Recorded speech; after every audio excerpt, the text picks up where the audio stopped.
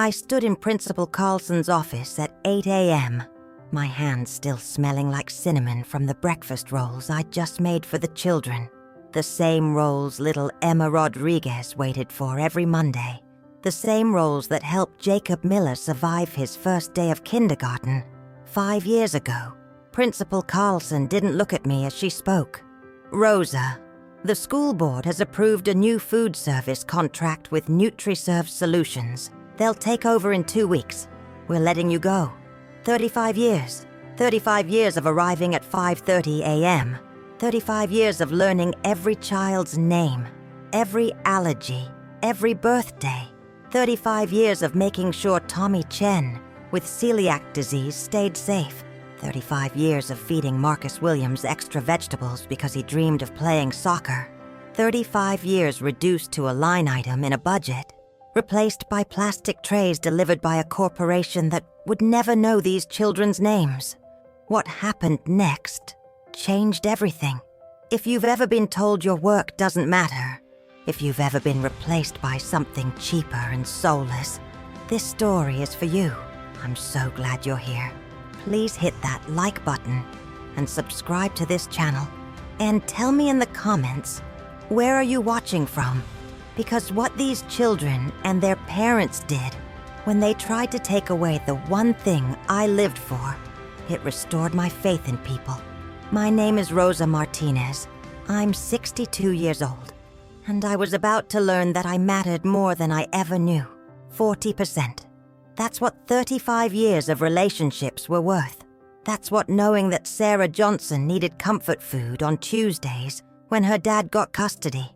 That's what remembering that Marcus needed healthy meals to fuel his soccer dreams. I walked back to the kitchen where Maria and Jorge were prepping lunch. They saw my face and knew we had 2 weeks. 2 weeks to say goodbye to the only work I'd ever truly loved. That day, as children came through the lunch line, I tried to memorize every face. Emma with her pigtails, Tommy carefully checking that everything was gluten-free, Marcus taking extra vegetables, Sarah smiling at the chicken soup I'd made special for her. These weren't just students, they were my purpose. But word spread fast. By afternoon, parents were showing up. Mrs. Johnson, Sarah's mother, found me in the cafeteria. Her eyes were red. "Is it true?" she asked. "Are they really letting you go?" When I nodded, she started crying right there. "You can't leave," she said. "Sarah loves you. When we were going through the divorce, you kept her fed and loved.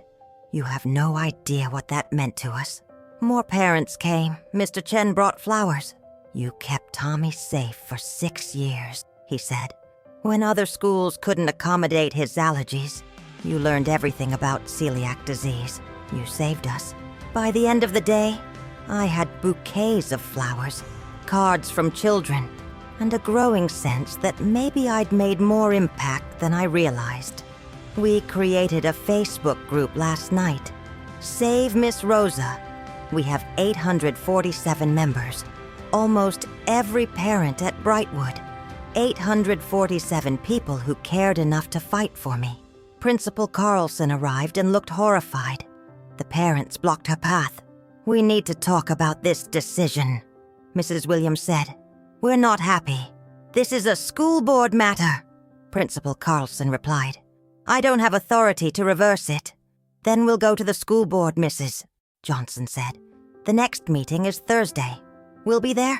That Thursday, the school board meeting was packed.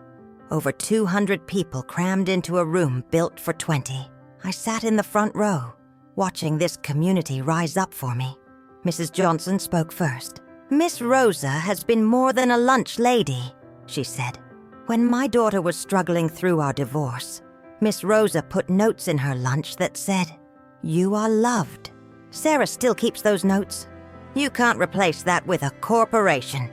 Mr. Chen spoke next. "My son has severe celiac disease. Miss Rosa kept him safe for 6 years. Can NutriServe promise the same?" Marcus Williams, 13 years old, stood up. "Miss Rosa knows I want to be a soccer player. She teaches me about nutrition.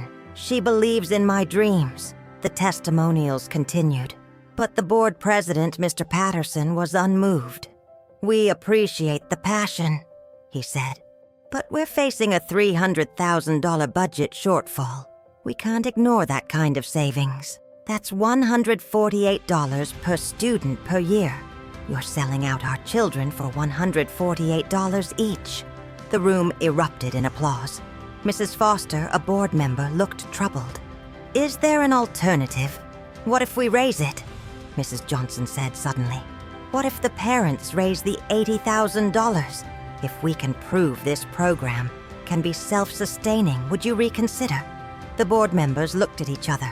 "If you can raise $80,000 before the NutriServe contract begins in 2 weeks," Mr. Patterson finally said, "and demonstrate a sustainable funding model, we'll consider allowing Brightwood to opt out. 2 weeks, $80,000. It seemed impossible. That night, the Facebook group exploded. They created a GoFundMe. Alumni started sharing. Local news picked up the story. Former students sent donations with notes. Miss Rosa's food got me through elementary school. Miss Rosa made me feel loved when my home life was hard. The donations started coming. $20, $50. By the end of the first day, $5,000. By the end of the first week, $15,000. But with 1 week left, they'd only raised $32,000. They needed $48,000 more in 7 days. It wasn't enough. You cook your greatest hits. We charge $50 per plate. We show the community what they're going to lose. My church has a commercial kitchen," Mrs. Williams added. "We'll help you prep. You just cook." That week became a blur. Parents volunteered. The local newspaper ran a feature. "Beloved school cook faces termination. Community fights back." A TV station interviewed me. "Why does this job matter so much?" the reporter asked. "Because these children matter," I said. "Because food is love. Because when you cook for someone, you're telling them they're worth your time, your effort, your care. A corporation can deliver calories, but they can't deliver love." The interview went viral. Suddenly, donations were coming from across the country, from people who'd never met me but understood what I represented, from former lunch ladies who'd faced the same fate. By Friday, they'd raised $68,000, still $12,000 short. Saturday morning, I arrived at the church at 6 a.m. to start cooking. Parents were already there as my volunteers. We cooked my chicken soup that had comforted hundreds of sick children, my breakfast rolls, my mac and cheese, my chocolate chip cookies, my arroz con pollo, my grandmother's recipe. As we cooked, they shared stories. Miss Rosa made this soup when my son had the flu. Miss Rosa gave my daughter cookies on her first day of school. These weren't just recipes. They were memories. They were love, made tangible. The dinner started at 6 p.m. We'd sold 200 tickets. But when I arrived, there were over 400 people in line. The line stretched around the block. Former students who'd become adults. My daughter Sophia, who'd flown in as a surprise. And children from Brightwood holding handmade signs. "Thank you, Miss Rosa." I started to cry because I'd spent 35 years thinking I was just doing my job. I didn't realize I'd been building a family. The dinner was beautiful chaos. I stood at the buffet line, serving food like I did every day at school. A young woman approached me. "Miss Rosa," she said. "I'm Jessica Patterson. I graduated 15 years ago. You probably don't remember me." "Of course I remember you, Jessica," I said. "You loved the vegetable soup. You always asked for extra carrots." She started crying. "You remember," she whispered. "After 15 years, you remember." "Jessica," I said, "I remember every child who ever walked through my cafeteria." She hugged me. "I'm a teacher now because of you," she said. "Because you showed me that caring for children matters." At 8 p.m., Mrs. Johnson made an announcement. The room fell silent. "When we started this campaign 2 weeks ago," she said, "we needed $80,000. It seemed impossible. But tonight, including ticket sales, We've raised $97,000. The room exploded. People were crying, hugging, celebrating. They'd not only met the goal, they'd exceeded it. And Mrs. Williams announced they'd established an endowment to ensure the program continued for years. On Monday, they presented the check to the school board. I kept my job. But I hope you learned something. That a school isn't a business. It's a community. And you can't put a price on what holds a community together. Over the next weeks, the story spread. Local news became national news. The Washington Post ran an article. NPR did a feature. Good Morning America flew me to New York. I wasn't just Rosa Martinez, school cook. I was a symbol of care workers everywhere who are seen as expendable until they're gone. I received letters from lunch ladies across the country who'd lost their jobs, from janitors replaced by outsourced services, from librarians whose positions had been eliminated. One letter from a woman named Margaret in Ohio stood out. I was a school secretary for 40 years, she wrote. Last year, they eliminated my position and replaced me with an automated system. Your story gave me hope. It showed me that I mattered. A book publisher reached out wanting me to write a cookbook with stories. A restaurant owner offered to back me if I wanted to open my own place.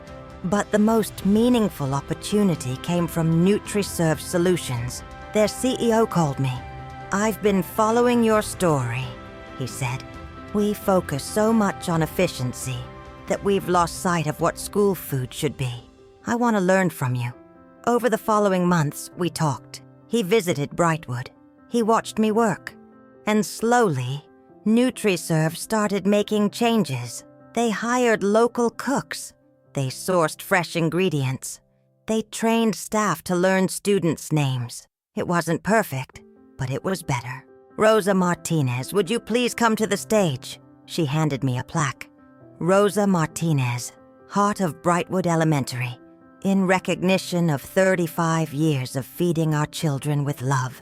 But that's not all, Mrs. Johnson said.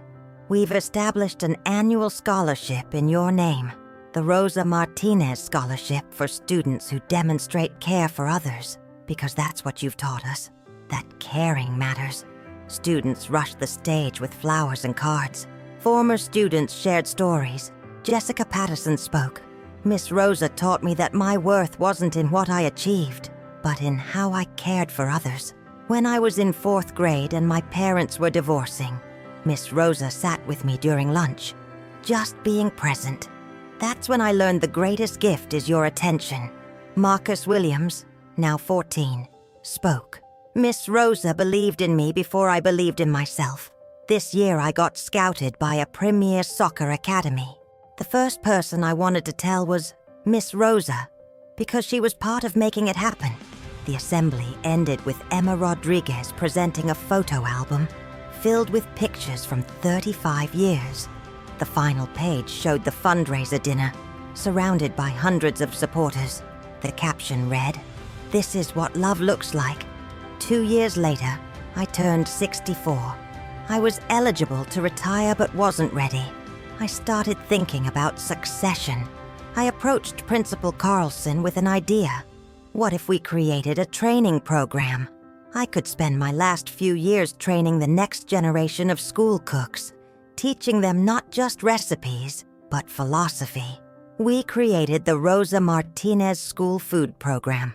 Over the next year, I trained 5 new cooks from different schools. I taught them recipes, but more importantly, I taught them approach, how to learn names, how to celebrate birthdays, how to make food, an act of love. One trainee was Ashley Chen, Tommy's older sister. She'd graduated from Brightwood 10 years ago. Miss Rosa, she told me, you kept my brother safe for 6 years. I want to do that for other families.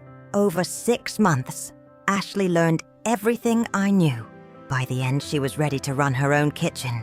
On her last day, she hugged me. Thank you for teaching me that this work is sacred, she said. That we're not just feeding bodies, we're nourishing souls. The program expanded. Within 3 years, we'd trained 25 cooks across 15 schools. Education journals wrote articles. School districts from other states reached out. I was 67 when I finally decided to retire. Not because I had to, but because I wanted to spend time with Sophia and her new baby, my first grandchild, Miguel, but also because the work would continue. My last day was both sad and beautiful. The community threw a celebration that filled the auditorium. The school unveiled a plaque in the cafeteria, Rosa Martinez Kitchen, where food was love and every child mattered. 1988-2023. Principal Carlson gave a surprising speech. When I first came to Brightwood, she said, I thought good leadership was about efficiency and data-driven decisions. I saw Rosa's program as an expense. I was wrong. Rosa taught me that the most important things can't be measured in spreadsheets. Connection, care, community. This community stopped me from destroying that. They fought back. They raised nearly $100,000 to prove care matters more than cost savings. Rosa, thank you for your 35 years.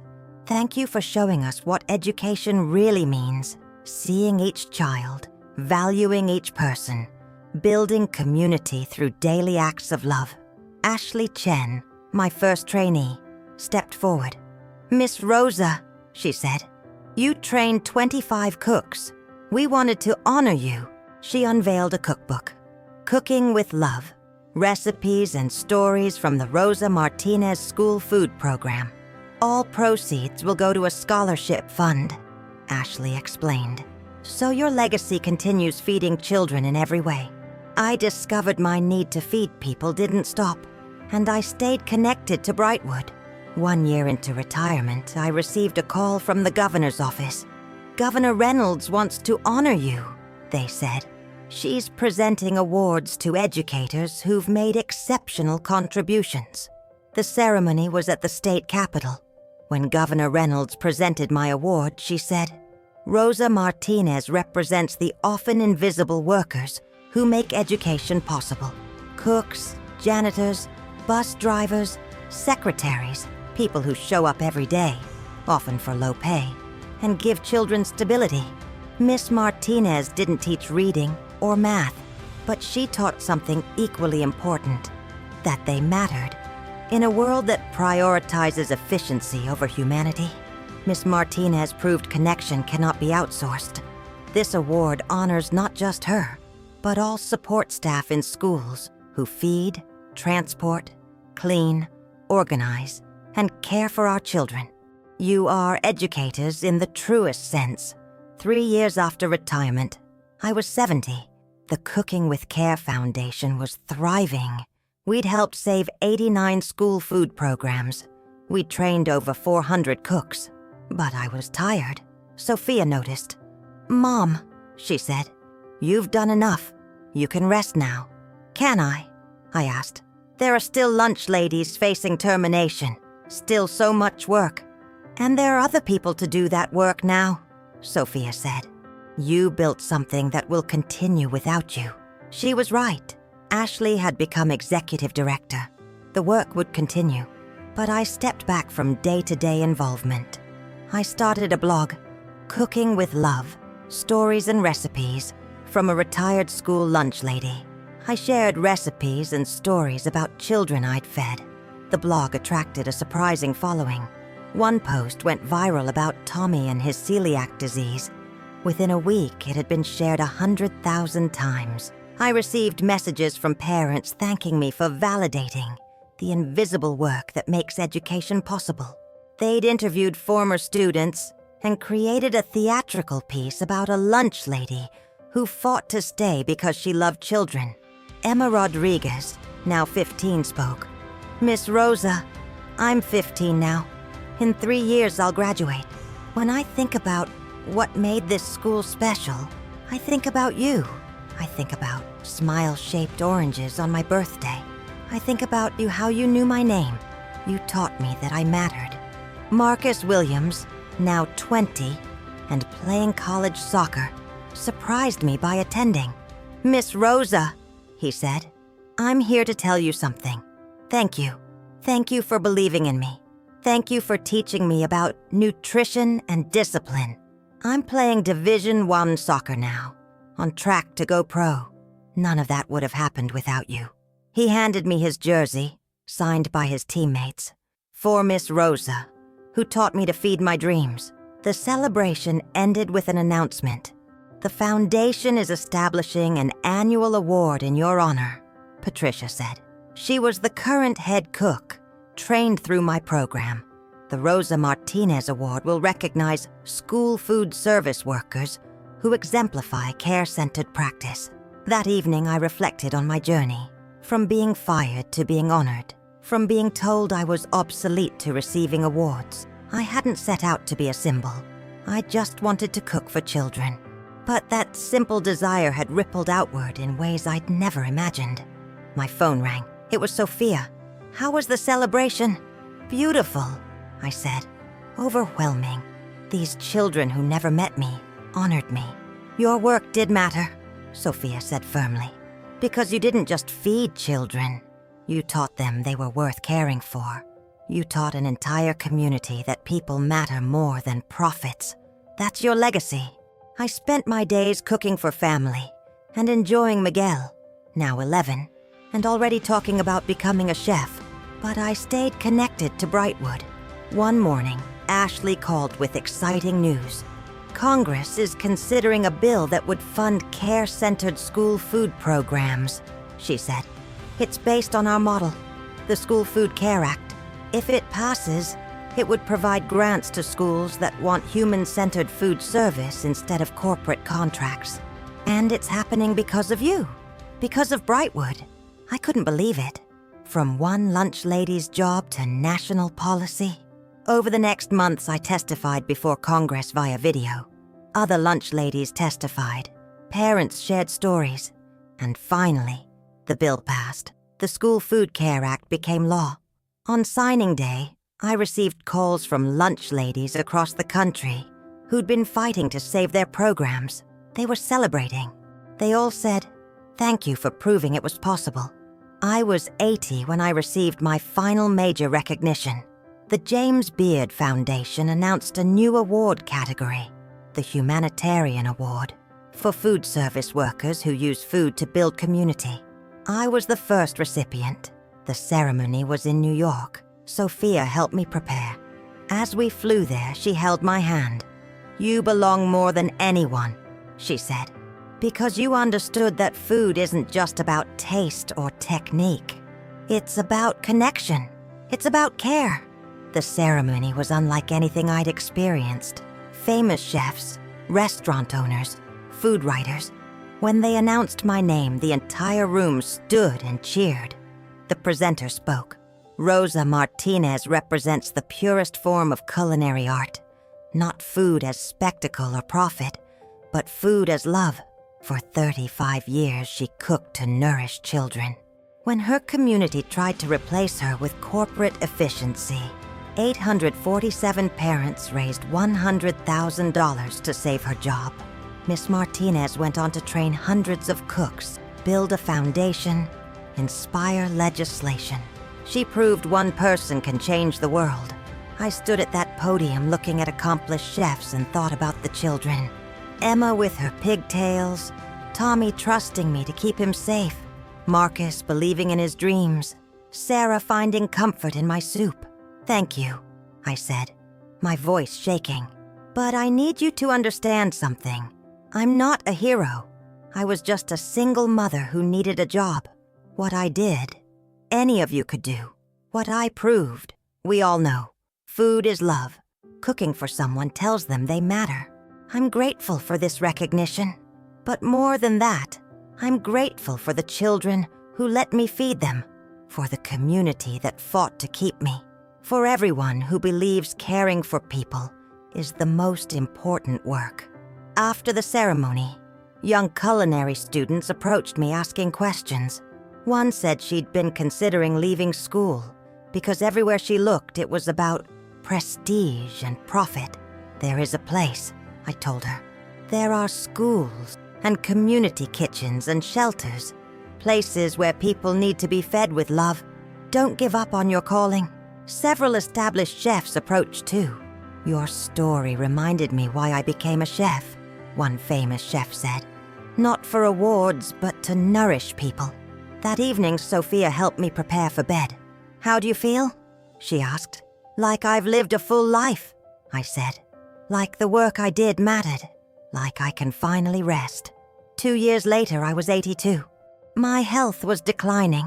I moved into an assisted living facility with a community kitchen where I could still cook occasionally. Sophia visited every day. Miguel came after school, and former students came to see me. One day, Ashley visited. The foundation has been nominated for the Presidential Citizens Medal, she said. If we win, you'll be invited to the White House. We won. 2 months later, Sophia and Miguel accompanied me to Washington. I was in a wheelchair, too weak to walk long distances, but my mind was sharp. The president spoke about each honoree. When it was my turn, she said, Rosa Martinez spent 35 years cooking for children. In those years, she nourished souls. When her district tried to replace her, her community raised $100,000 to save her job. That sparked a national movement. Miss Martinez founded the Cooking with Care Foundation, which has trained over 1,500 cooks, saved hundreds of programs, and inspired the School Food Care Act. She has proven care workers are essential. That connection cannot be outsourced. That one person can change a world. Miss Martinez represents millions who do essential work for low pay and little recognition. Today, we honor not just Rosa Martinez, but all care workers who make our communities function. The president placed the medal around my neck. I looked at Sophia crying, at Miguel looking proud, at Ashley and foundation members who'd carried on my work. This medal wasn't mine. It belonged to every child who'd taught me that feeding people is sacred work. At the reception, a young social worker approached. You don't know me, she said, but I want to thank you. I work with foster children. I make barely enough to pay rent. I often feel invisible. But your story reminded me that caring for vulnerable children is the most important work. You gave me language to describe the worth of my work. I spent my 84th birthday in the facility, surrounded by family. Miguel, now 14, gave me a notebook. Abuela, he said, write down everything you remember, every child's name, every story. Those memories are history. I want to carry them forward. I started writing, slowly, painfully. Maria Gonzalez, 3rd grade, 1995. Shy, spoke no English, new to the country, terrified of the cafeteria. I noticed her crying. Other children made fun of her traditional Mexican lunch. The next day, I made tamales for the entire school. I explained why Maria's culture was beautiful. I watched her face light up. She's a bilingual teacher now. She wrote to say that moment changed everything. She learned her culture mattered. Page after page of stories. Children who faced poverty, divorce, abuse, learning disabilities. Children who needed someone to see them. How I tried to be that someone. At 85, I was confined to a wheelchair. I could no longer cook without help, but my mind remained clear. Sophia visited daily with Miguel. We cooked together. They cooked while I supervised and told stories. More time with your mother growing up. More time with you. But do I regret how I spent my time? Never. I spent my life doing work that mattered. Work that connected me to people. That's more than most can say. What about the hard parts? Miguel asked. Being fired. Fighting back? Those were hard, I admitted. But they were meaningful. Being fired pushed me to fight back. Fighting back built community. Building community changed how America thinks about care work. Sometimes the hard parts are what make work matter most. At 86, Brightwood, now Rosa Martinez Elementary, invited me to deliver the commencement address for 5th grade graduation, the first class to complete their entire education, at a school bearing my name. Sophia was concerned. Mom, you're not strong enough. I have to, I said. These children are graduating from a school with my name. I need to tell them what that means. On graduation day, Sophia wheeled me to the microphone. I looked at 65 graduates. Dear graduates, I began, you're graduating from a school with my name. I want to tell you what that means. I was the lunch lady here for 35 years. Some might think that's not impressive. And you're right, it's not impressive. But it's important, because every person needs someone who sees them, who knows their name, who makes them feel like they matter. I did that through food. Your teachers do it through education. But the principle is the same. People need to be seen. This school has my name because this community fought to keep me. Not because I was impressive, but because I cared. That's the lesson I hope you carry forward. Caring for people matters. Seeing them matters. You can do that in any job. You just need to show up and care. The graduates gave me a standing ovation. After, one girl said, I want to be a lunch lady like you. You can be anything you want, I told her. But whatever you choose, care about people. Make them feel valued. Tommy Chen showed me an app he'd developed to help schools manage allergies. It's called the Rosa Protocol, he said. Because you wrote the protocol for keeping kids safe. Marcus Williams came between games to tell me he'd started a foundation, providing nutrition education to young athletes. We teach them what you taught me, he said. Sarah Johnson brought her class to sing.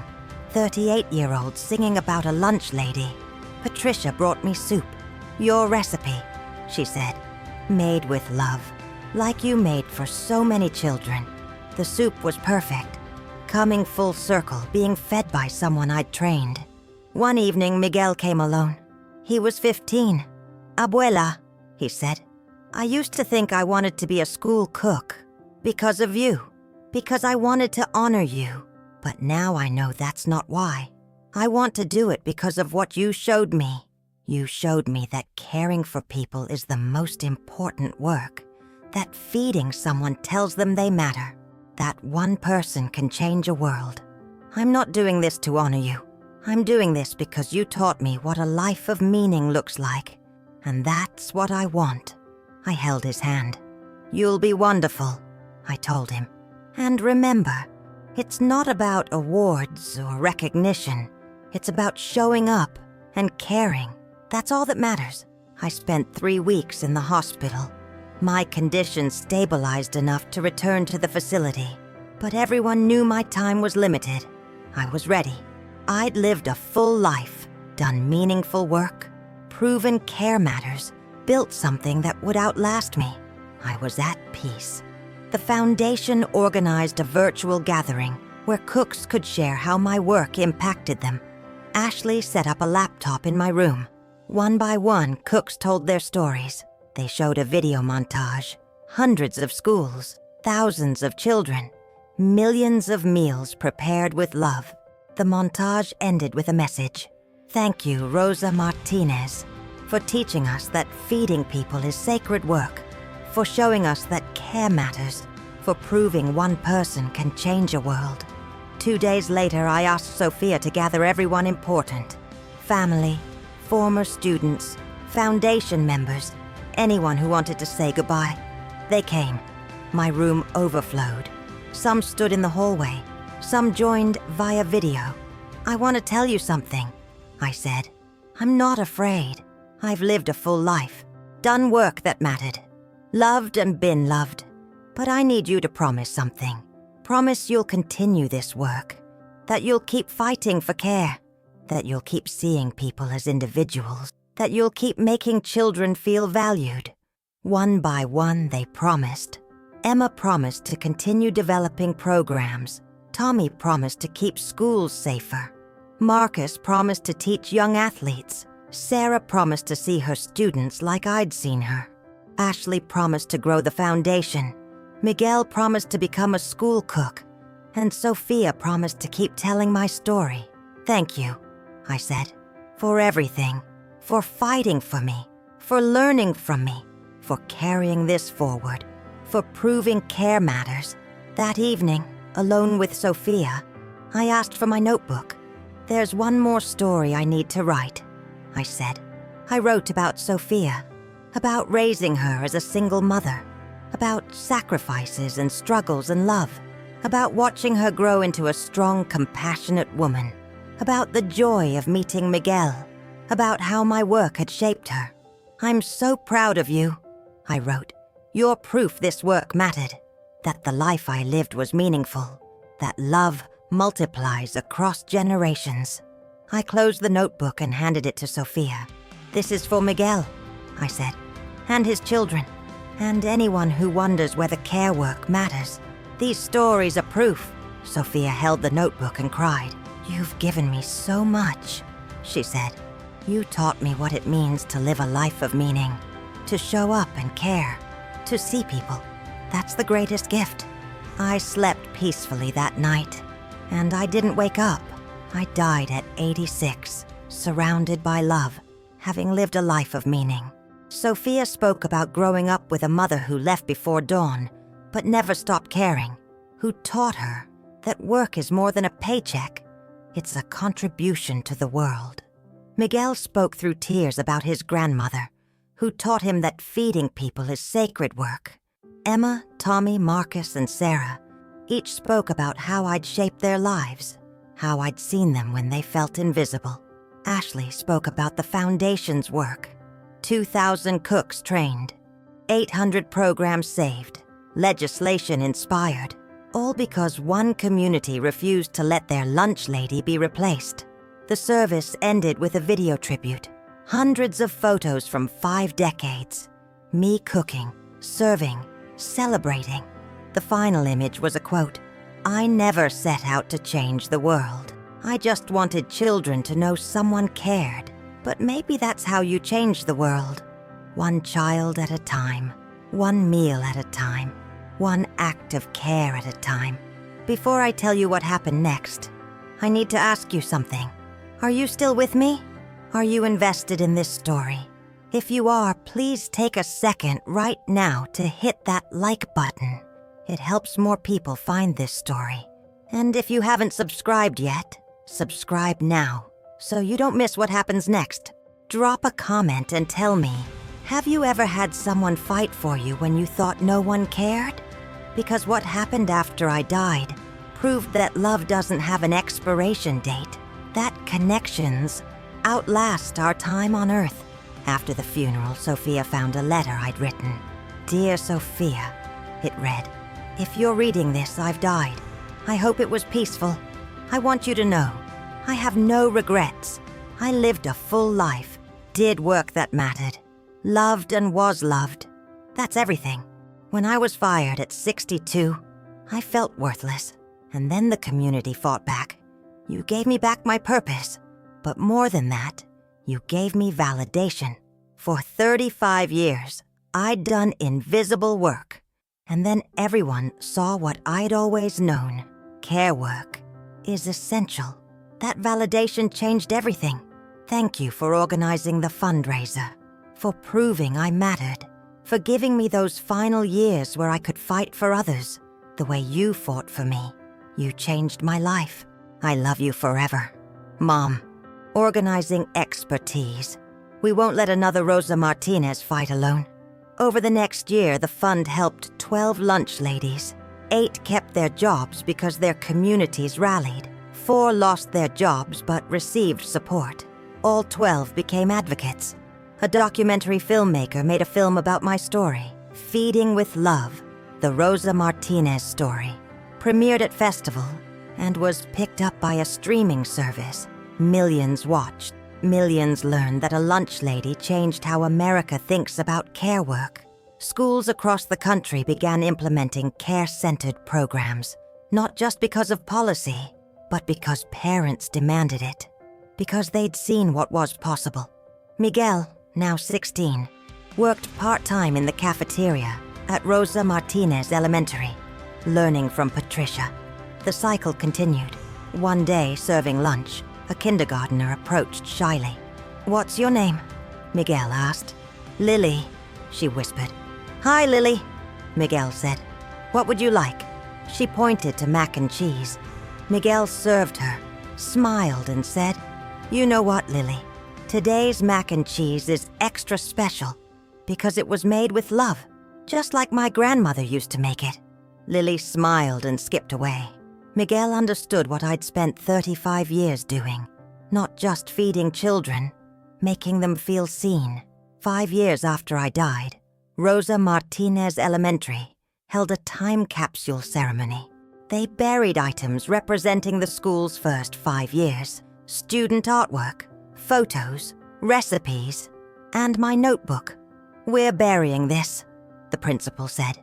"So in 50 years, future students will understand what Rosa Martinez Elementary stands for. Care, connection, community, the belief that every person matters. These aren't just values we talk about. They're values we live. Because Rosa Martinez lived them first." 10 years after I died, the foundation celebrated training their 5,000th school cook. 5,000 people spreading the belief that feeding people is sacred work. The celebration was at Rosa Martinez Elementary. Ashley gave a speech. 10 years ago, she said, "We lost Rosa Martinez, but we didn't lose her work. We didn't lose her legacy. Today, there are 5,000 cooks trained in care-centered food service. That's 5,000 Rosas, each feeding hundreds of children. We're talking about millions of children being fed with love, being seen, being valued.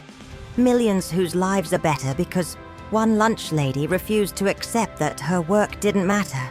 She spoke about policy changes. 23 states had passed legislation supporting care-centered programs. The School Food Care Act had been reauthorized with expanded funding. Major districts had rejected corporate contracts in favor of human-centered programs. And she spoke about cultural shift. Lunch ladies used to be invisible, she said. But Rosa Martinez changed that. She proved care work is skilled work, essential work, sacred work. Sophia, now in her 60s, spoke. "My mother was a single parent who worked in a cafeteria.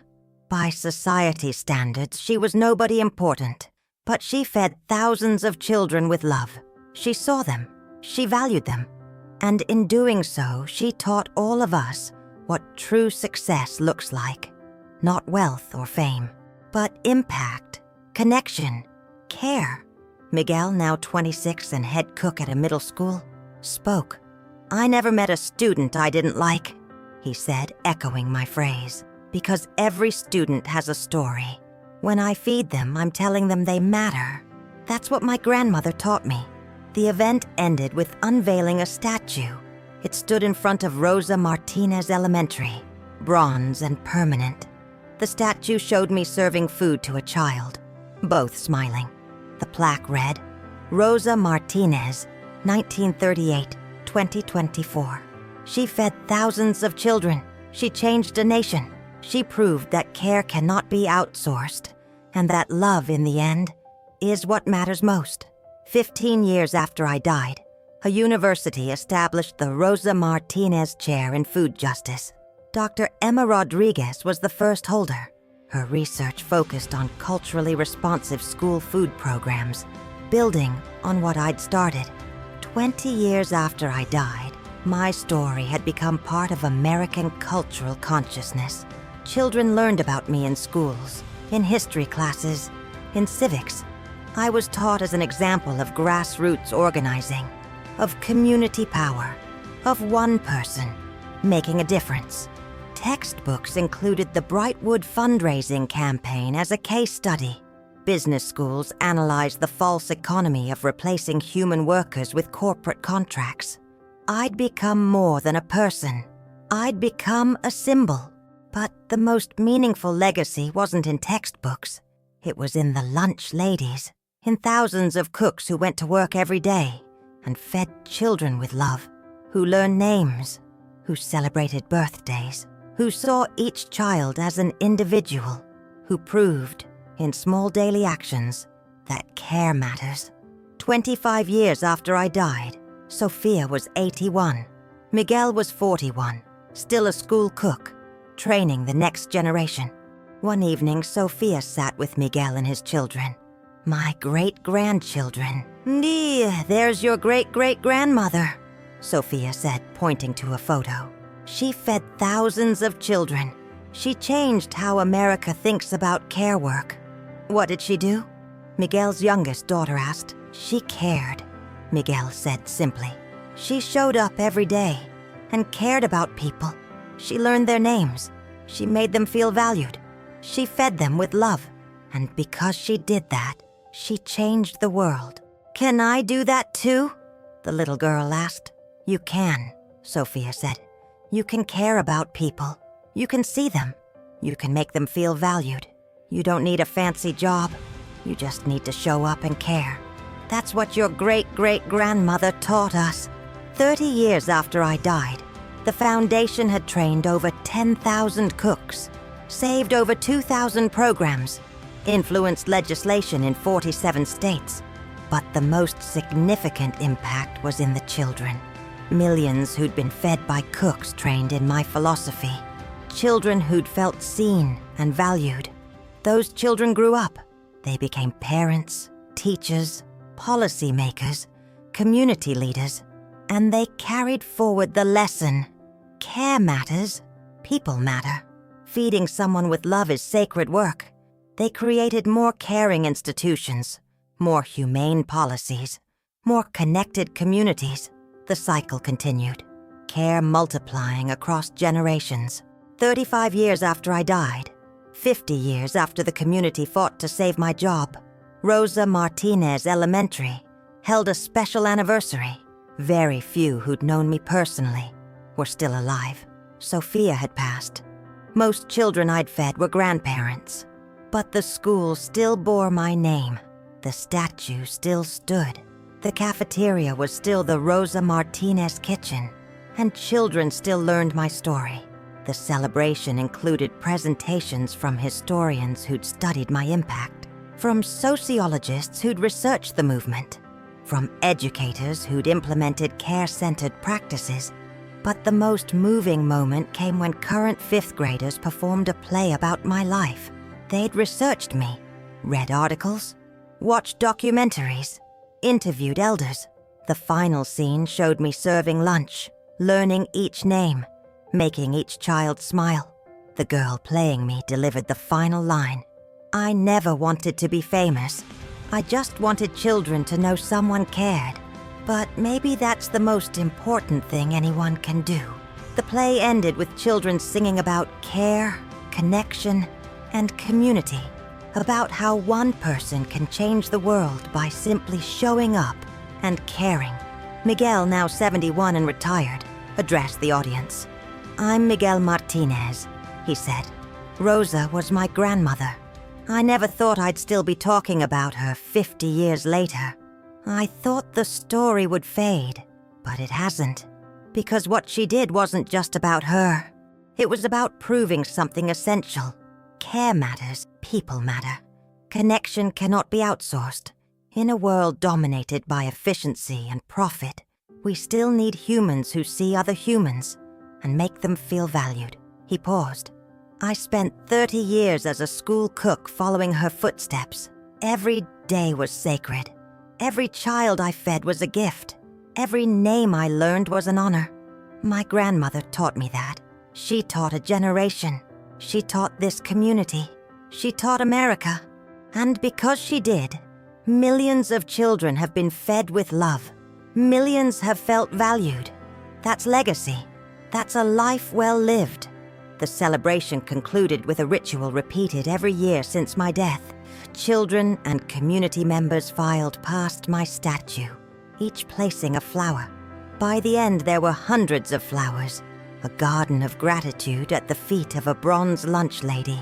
His youngest grandchild, a teenager named Rosa, keeping my name alive, asked, "Grandpa, why do people still care about great-great-grandma Rosa? After all these years?" "Because she proved something people need to believe," Miguel said. "She proved that ordinary people doing ordinary work can have extraordinary impact. She wasn't a genius or celebrity or person with power. She was a lunch lady, someone most would consider unimportant. But she mattered. She changed lives. She changed policies. She changed how we think about care work. And that gives everyone hope. Hope that their work matters. Hope that their care makes a difference. Hope that they can have impact. Young Rosa nodded. I want to be like her, she said. You can, Miguel told her. You don't need to be a lunch lady. You just need to show up and care. See people. Value them. Make them feel like they matter. Do that in any job, any situation, and you'll carry forward her legacy. 50 years after the community fought to save my job, the school held one final major celebration. Just a few dozen people. The youngest were in their 60s, children I'd fed in my final years. The oldest were in their 80s, parents who'd fought for me. They gathered in the Rosa Martinez kitchen and shared memories. Emma Rodriguez, now 78 and retired, spoke. Miss Rosa, she said, addressing my memory. I'm 78 now, older than you were when the community fought for you. I've had a long career, won awards, made contributions, but nothing matters more than what you did. Making a 6-year-old girl feel seen, making her feel like her culture was beautiful. That's the work that changes lives. Tommy Chen, now 74, spoke. Miss Rosa kept me alive, he said. She learned everything about celiac disease. She kept me safe for 6 years. She never made me feel like a burden. She taught me my needs were important. Marcus Williams, now 70, appeared via video. I'm a retired professional soccer player, he said. But I'm successful because Miss Rosa believed in me when I was 8. She supported my dreams. She was part of building this. Sarah Johnson, now a retired teacher, spoke. When my world was falling apart, Miss Rosa was constant, she said. She gave me soup and love. She showed me what it means to see a child. I became a teacher because of her. Patricia, who'd been head cook at Rosa Martinez Elementary for decades, spoke last. I was trained by Miss Rosa, she said. I spent my career trying to live up to her example, seeing children, learning names, making food an act of love. Every day for 30 years, I asked myself, what would Miss Rosa do? And every day the answer was the same. Care. Just care. The gathering ended with people sharing a meal, food prepared using my recipes. As they ate, they told stories. Remember when Miss Rosa made tamales for the whole school because Maria Gonzalez was being teased for her Mexican lunch? Remember when she learned everything about celiac disease to keep Tommy safe? Remember when she encouraged Marcus to follow his soccer dreams? Remember when she put notes in Sarah's lunch during her parents' divorce? The stories flowed, each one a thread in the tapestry of my life. Each one proof that care matters, that seeing people matters, that one person can change a world by simply showing up and caring. As the evening ended, Miguel stood to make a toast. To Rosa Martinez, he said, raising his glass. A woman who fed thousands of children and changed a nation. A woman who proved that care work is sacred work. A woman who taught us that love, in the end, is what matters most. May we never forget her. May we carry forward her legacy. May we always remember that the most important work is the work of connection. Everyone raised their glasses. To Rosa, they said in unison. And in that moment, I was there. Not physically, but spiritually. In the stories they told, in the values they carried, in the children they continued to feed with love, in the care they showed each other. I was gone, but my work lived on. In every cook trained through the foundation, in every child who felt seen and valued, in every community that chose care over cost, in every person who learned that their work mattered, in every act of love disguised as food. My body had died, but my spirit, the spirit of care, of connection, of seeing people and making them feel valued, that spirit continued. It multiplied, it spread, it changed the world, one meal at a time, one child at a time, one act of care at a time, and that was more than I'd ever dreamed. More than I'd ever imagined when I was just a single mother desperate for a job, arriving at a school cafeteria at 5:30 in the morning, ready to cook breakfast for children who needed to be fed.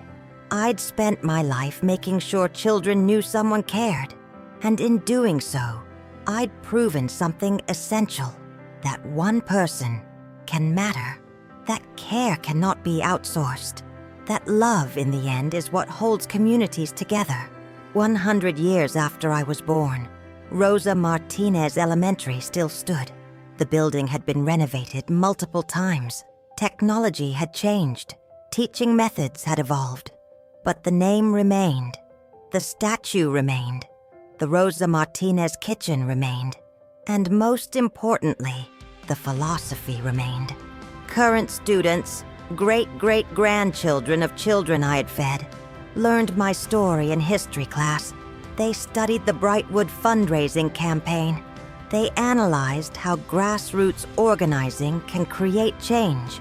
They discussed the value of care work in society. And they ate lunch in the Rosa Martinez kitchen, where cooks still learned their names, still celebrated their birthdays, still made food, an act of love. The foundation I'd started was now over a century old. It had trained over 50,000 school cooks. It had influenced food policy in all 50 states. It had become an institution, preserving and promoting care-centered food service across America. But more than the numbers, more than the policies, more than the institutional impact, was the ripple effect. Millions of children had been fed by cooks who'd learned my philosophy. Those children had grown up understanding that care matters, that people matter, that seeing someone and making them feel valued is essential. And they'd carried that understanding into every aspect of their lives. They'd created more caring schools, more humane workplaces, more connected communities. They'd fought against systems that treated people as numbers. They'd demanded that care be valued and preserved. They'd proven again and again that what I'd started mattered. Miguel's great-granddaughter, also named Rosa, stood in front of my statue on her way into school. She was 10 years old, 4th generation to carry my name, 3rd generation to attend Rosa Martinez Elementary. She touched the bronze hand holding the serving spoon. Her teacher had told her to research her namesake for a school project. She'd learned that her great-great-great-grandmother had been a lunch lady, that she'd been fired for being too old, that the community had raised money to save her job, that she'd changed how America thinks about care work.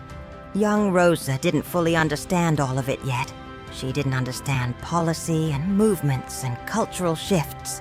But she understood the core message. She understood that her great-great-great-grandmother had cared about people, had seen them, had made them feel valued. And she understood that was important. That was the most important thing. "I want to be like you," young Rosa whispered to the statue. "I want to care about people like you did." Young Rosa walked into the cafeteria. The current head cook, a man in his 40s who'd been trained through the foundation, smiled at her. "Hi, Rosa," he said. "How are you today?" "Good," she said, surprised he knew her name. He knew everyone's name. That was part of the training. "What would you like for lunch?" he asked. She pointed to the mac and cheese, her favorite. He served her a generous portion, added fruit and vegetables, and said, "You know, this recipe is from your great-great-great-grandmother. She made it for thousands of children. Now we make it for you." Young Rosa took her tray and sat down. As she ate, she thought about the woman whose name she carried, the woman who'd spent 35 years in a kitchen like this, who'd fed children like her, who'd cared enough to learn their names and remember their favorites, who'd proven that one person could change a world. She didn't know it yet, but young Rosa would grow up to become a teacher. She'd spend her career seeing children, valuing them, making them feel like they mattered.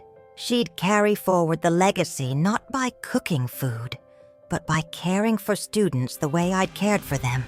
The work would take different forms across generations, but the core, caring for people, seeing them, making them feel valued. That would remain constant.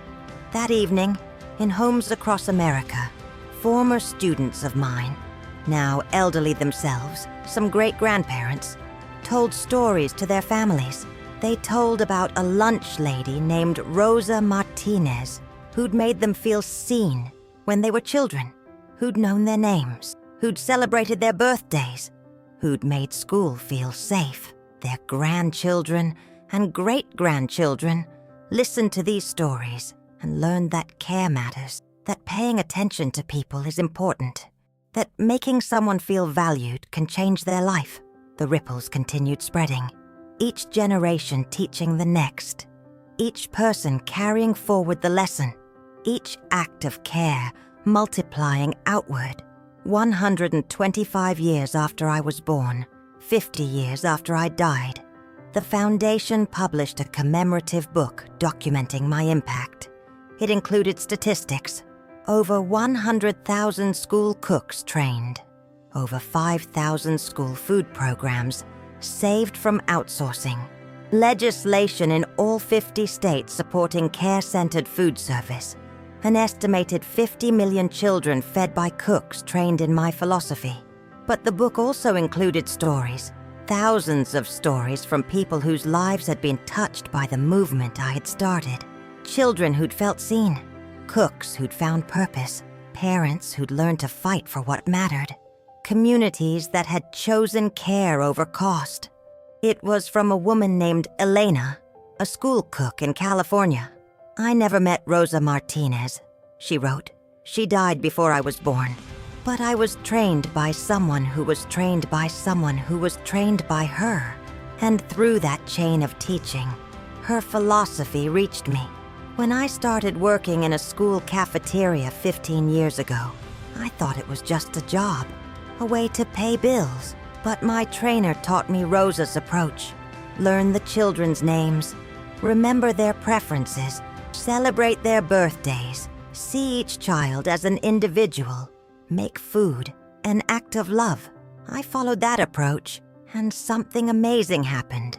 The job stopped being just a job. It became a calling. I fell in love with the children. I looked forward to seeing them every day. I took pride in making meals that nourished their bodies and showed them someone cared. Last year, a mother approached me with tears in her eyes. Her son has autism and struggles with change. He was terrified to start at our school. But then he met me. He loved my smile and my food. He started looking forward to lunch, and that made him feel safe enough to tackle the rest of the school day. I helped that child, the mother said. I changed his life, and I realized this is what Rosa Martinez understood, that feeding people isn't just about nutrition. It's about connection. It's about care. It's about making someone feel valued. I'll never meet Rosa Martinez, but her legacy lives in me, in the way I approach my work, in the children I feed, in the care I show. That's the power of what she started. It doesn't die. It multiplies. The book included hundreds of stories like Elena's, each one proof that what I'd started had taken on a life of its own, that it had become bigger than me, that it would outlive me by generations. 150 years after I was born, Rosa Martinez Elementary celebrated its 100th anniversary as a school bearing my name. By then, few knew me as a real person. I'd become legend, symbol, myth. Children learned about me like they learned about historical figures. Important but distant, not quite real. But then something unexpected happened during the anniversary celebration. A historian presented newly discovered footage, a video from the fundraiser dinner 60 years earlier. Shaky footage from someone's phone, digitally preserved and restored.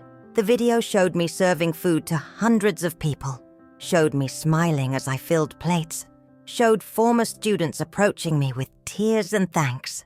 And it captured audio, my voice, preserved across decades, speaking to someone. I never wanted to be famous.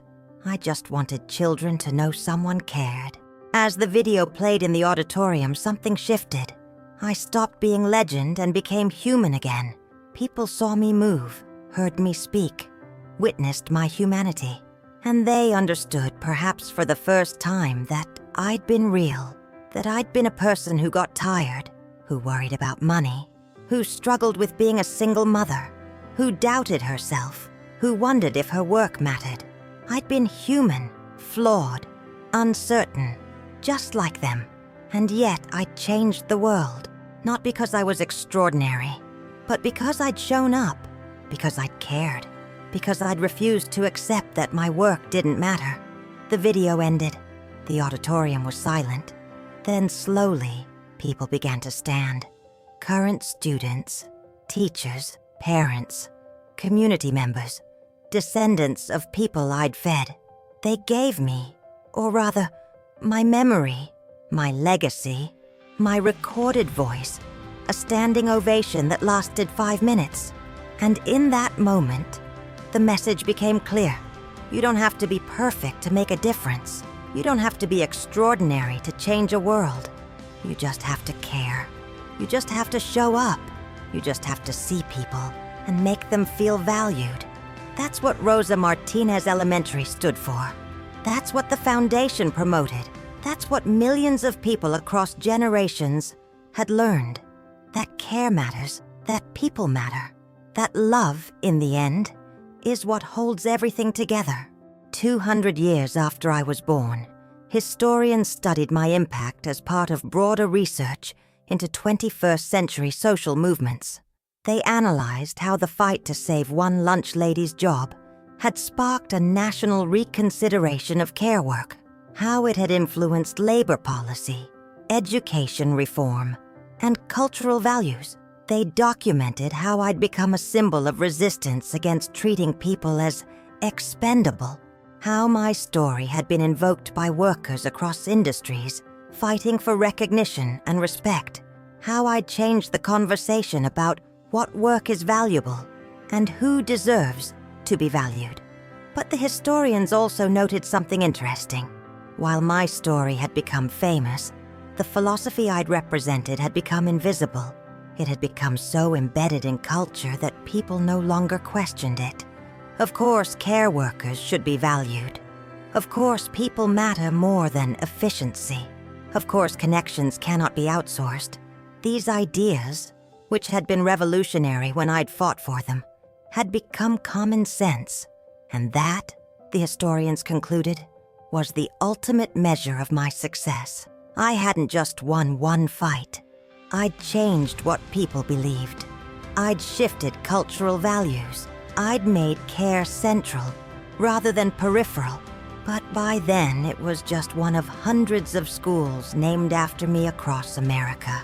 Rosa Martinez Elementary in Seattle, Rosa Martinez Middle School in Chicago, Rosa Martinez High School in Atlanta, each one named to honor the principle I'd represented, that care is essential, that people matter, that education happens everywhere in a school, not just in classrooms. The foundation I'd started had evolved. It was now the Rosa Martinez Institute, a global organization promoting care-centered practices in schools, hospitals, nursing homes, and community organizations worldwide. My philosophy, see people, value them, make them feel like they matter, had spread beyond school cafeterias to every care profession. But the core remained unchanged. Care matters. Connection cannot be outsourced. Love is what holds communities together.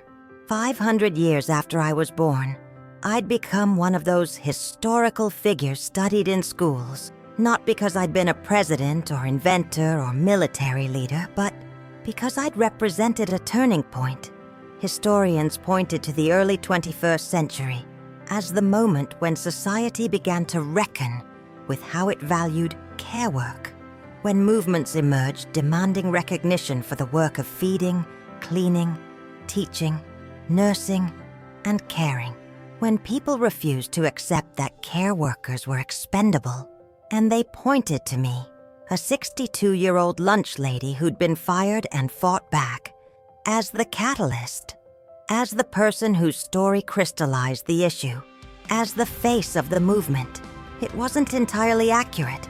There had been other lunch ladies, other care workers, other fights. I hadn't been the first or the only one, but I'd been the one whose story caught fire, the one whose community's response went viral, the one whose fight became a movement. And so, I'd become the symbol, the name people remembered, the story they told. 1,000 years after I was born, my name still appeared in history books. But by then, the details of my life had faded. Future generations knew the broad strokes. I'd been a school cook. I'd been fired. My community had fought back.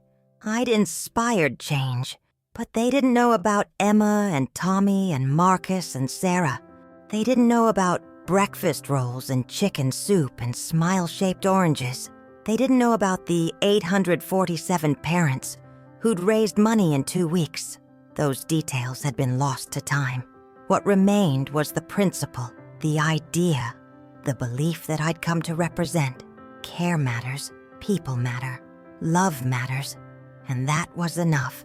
Because in the end, I hadn't been fighting for my own recognition. I'd been fighting for children to feel valued, for care workers to be respected, for connection to be preserved. I'd been fighting for something bigger than myself, and that something, that principle, that value, that belief had survived. It had outlived me by centuries. It had become foundational to how people thought about work, about value, about what matters in life. Perhaps the most beautiful legacy was in the small moments. In kitchens across the world where cooks learned children's names.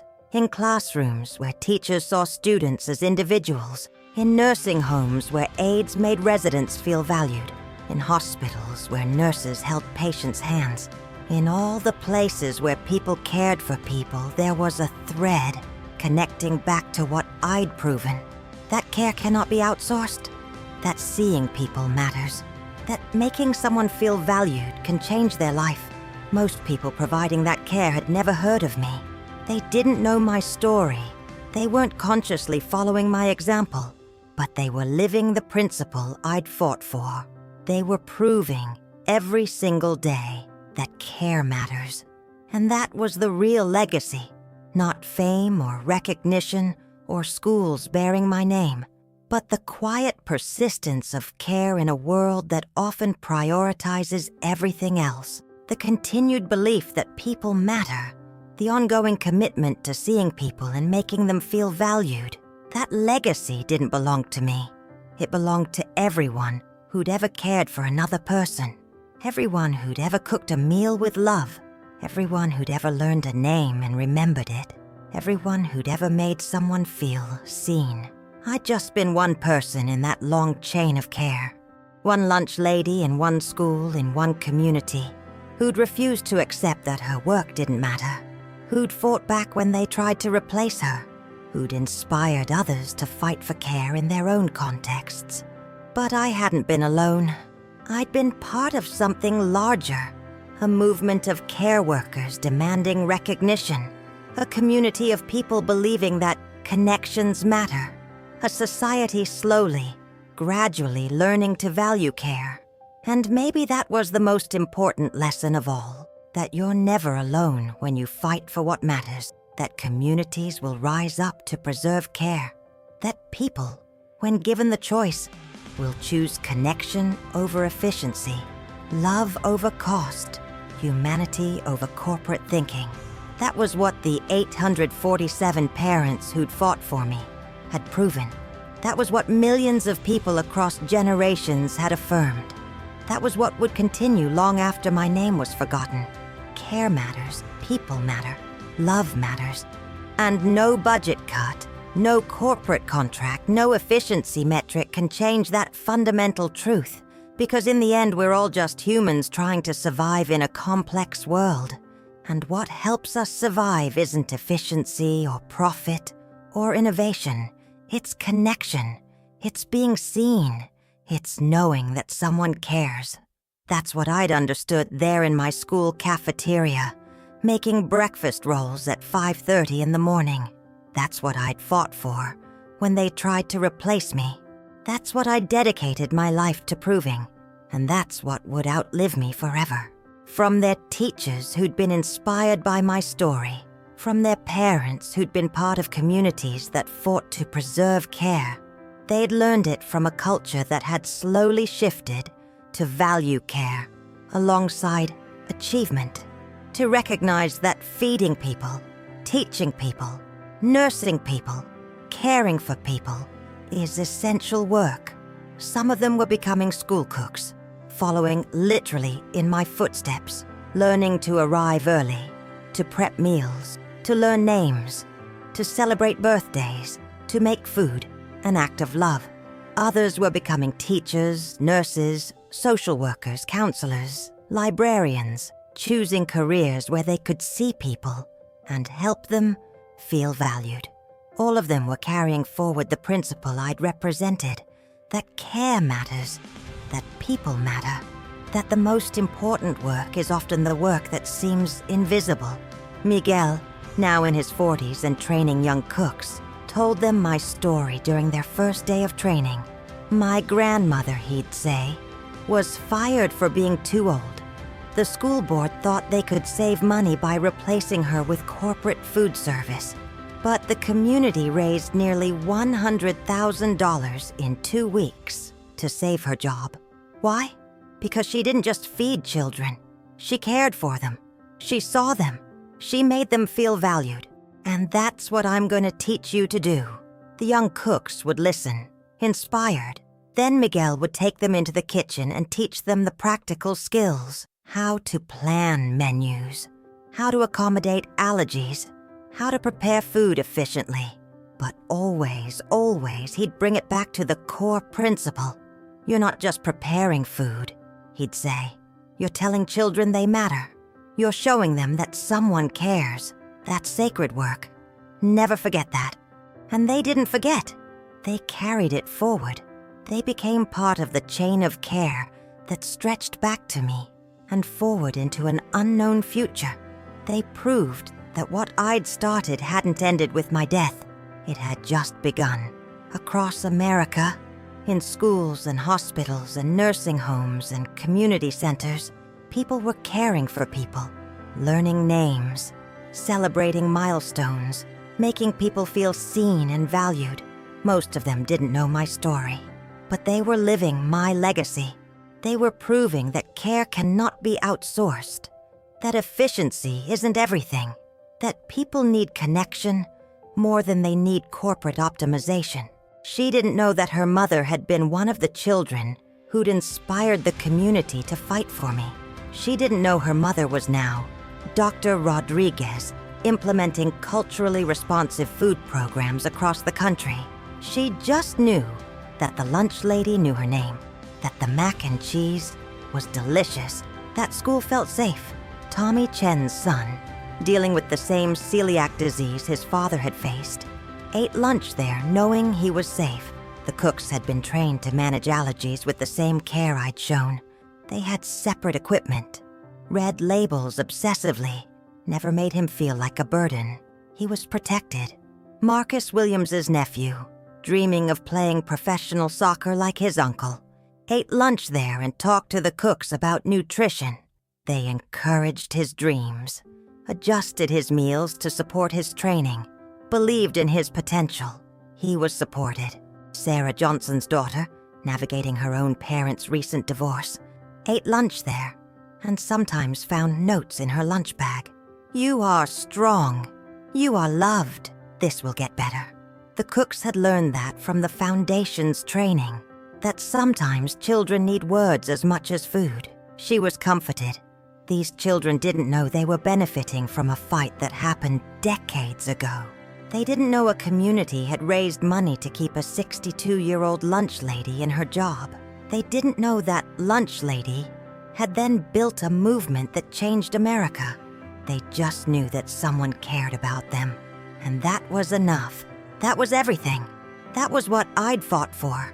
Not recognition or fame or schools bearing my name, but this, children feeling cared for, Children knowing someone saw them. Children experiencing connection in a world that often felt disconnected. That was the real victory. That was the real legacy. That was proof that fighting back had mattered. The school board had thought they could replace me with corporate efficiency. They'd thought children wouldn't notice the difference between a lunch lady who knew their names and a company delivering plastic trays. They'd been wrong. The community had proven them wrong. And 50 years later, the victory continued. Children continued to be seen. Care continued to matter. Connection continued to be valued. And somewhere, in some theoretical sense, I was still there. Still showing up at 5:30 in the morning. Still making breakfast rolls. Still learning names. Still celebrating birthdays. Still feeding children with love. Because the work hadn't ended with my retirement or my death. The work continued. Through the cooks I'd trained. Through the foundation I'd built. Through the philosophy I'd shared. Through the community that had fought for me and learned to fight for others. The work continued. And it always would. She just knew she was tired from work, stressed about money, worried about her kids. But she cooked anyway. She made their favorite meal. She set the table. She called them to dinner. And as they ate, she listened to their stories about school. She asked about their days. She noticed when her younger son seemed sad and asked what was wrong.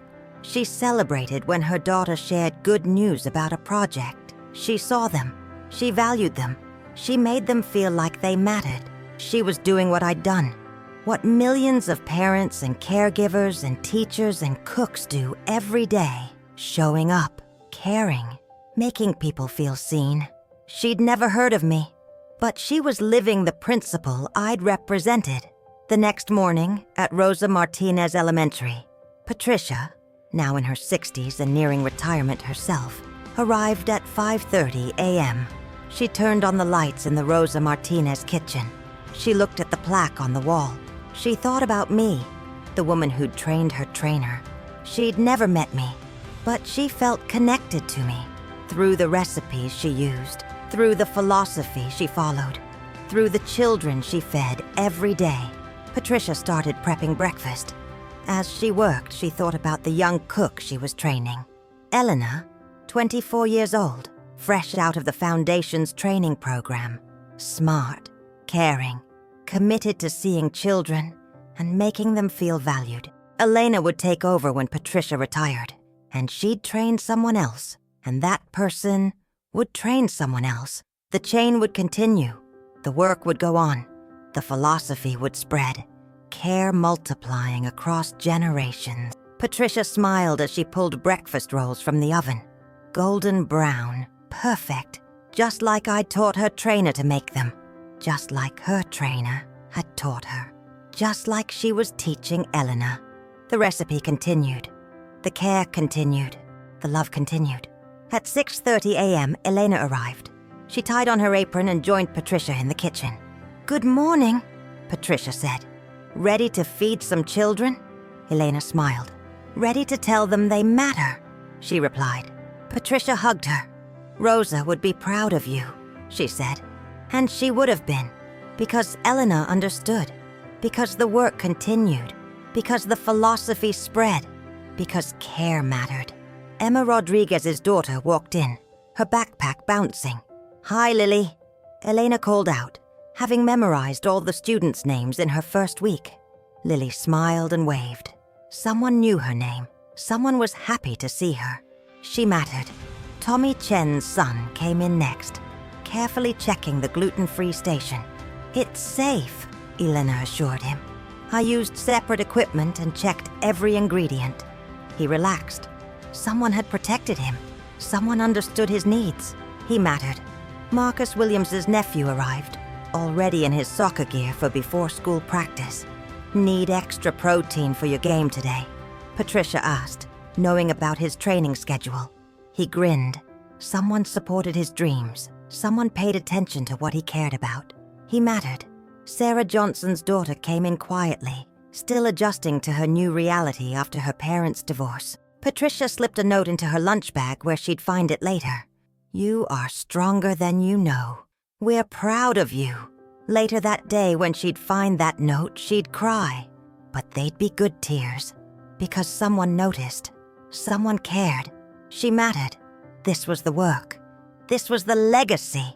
This was what I'd fought for 50 years ago, when a school board tried to replace me with corporate efficiency. Not for my own sake, but for this. For Lily and Tommy and Marcus and Sarah. For every child who needed to know someone cared. For every family that needed support. For every community that deserved connection. The fight had never been about me. It had been about proving that care cannot be reduced to a budget line. That people are more than numbers in a spreadsheet. That efficiency isn't the only value that matters. The 847 parents who'd fought for me hadn't really been fighting for me. They'd been fighting for their children, for a school that felt like a community, for a world where people matter more than profits. And they'd won, not just for their children, but for generations to come. For Lily and Tommy and Marcus and Sarah, for every child who'd eat in the Rosa Martinez kitchen, for every student who'd attend Rosa Martinez Elementary, for every person who'd benefit from the cultural shift toward valuing care work.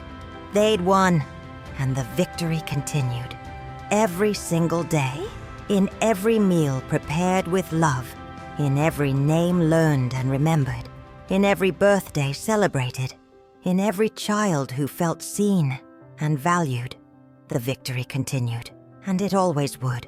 Because once you prove that care matters, once you demonstrate that communities will fight to preserve it, once you show that people value connection more than efficiency, you've changed something fundamental.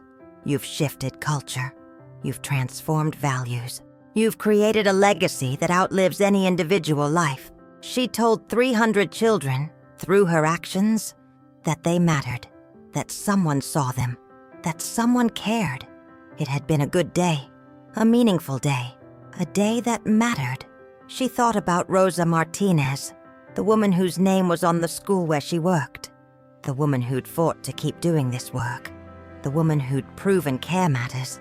Thank you, Elena whispered to my memory. Thank you for fighting. Thank you for proving this work matters. Thank you for making it possible for me to do what I love. And somehow, across time and space, and the barrier between life and death, I heard her. Thank you for watching my story. If it resonated with you, if it inspired you, if it gave you hope, I need you to do something for me. Right now. First, smash that like button. It tells YouTube this story matters and helps it reach more people who need to hear it. Second, subscribe to this channel and hit that notification bell so you never miss another story of people who refuse to be counted out. Third, share this video. Send it to someone who's been told they're not important. Post it on your social media. Help spread the message that care work matters and people matter. And finally, tell me your story in the comments below. Have you ever been made to feel invisible? Have you ever fought back? Have you ever proven that your work matters? I want to hear from you. I want to know where you're watching from and what this story meant to you. Because every one of us has the power to change the narrative. Every one of us can show that care isn't expendable. Every single one of us matters, regardless of our job title or salary or credentials. Your experience matters. Your care matters. Your work matters. Never let anyone tell you otherwise. And remember, 847 parents raised $100,000 in 2 weeks to save a 62-year-old lunch lady because she cared, because she saw their children, because she made them feel valued. That's power. That's impact. That's proof that caring for people is the most important work anyone can do. Your best days aren't behind you. They're the ones you choose to make count. Go make them count. See you in the next story.